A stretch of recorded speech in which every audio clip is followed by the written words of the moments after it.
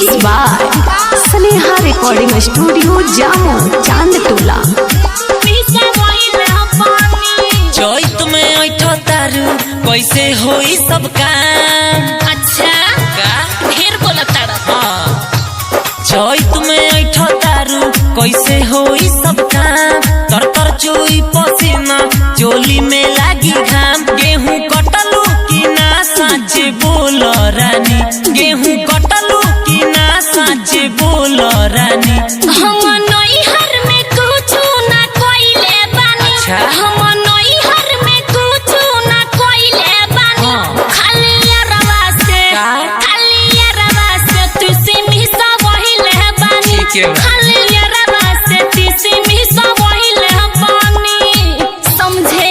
हाँ जी मिसा वहिले बानी। खाली अरवा से तुसी खाली अरवा से तुसी मिसा वहिले बानी। देवरा ना घरे काम बड़ा पहरे खटत खटत देहिया गइल बाटू। अरे टेंशन मत ल मोटैबू न। बड़ा दुख बा हाँ हाँ यार बनवनी चैत में सुनी दे दिहनी करा के तनी भछूट। गेहूं कटवा तारू इज्जत लुटा के। लागत छोड़बू तू नास करा के। तोहरा के नाही सिखवले बानी। हम तोहरा के नाही सिखवले बानी।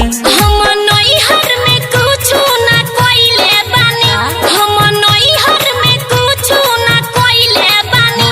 खाली अरवा से सब जाने। खाली अरवा से तुसी मिसा वहिले बानी। ठीक है। खाली अरवा से तुसी मिसा वहिले बानी। अरे तो बाकी का बाबू। मिसा वहिले बानी। Mix by Sneha recording studio Jamo Chandtola. खाली अरवा से तुसी खाली अरवा से तुसी मिसा वहिले बानी।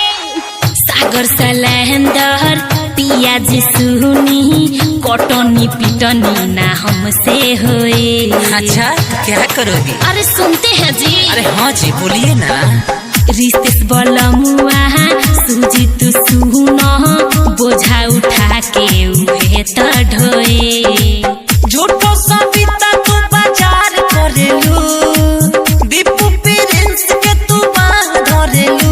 छोड़ी दिल्ली शहर हम आवतानी। छोड़ी दिल्ली शहर हम आवतानी।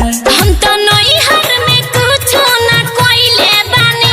हम तो नैहर में कुछु ना कोइले बानी। खाली अरवा से तनी। खाली अरवा से तुसी मिसा वहिले बानी। खाली अरवा से तुसी मिसा वहिले बानी। सब धन तो वही जले गई।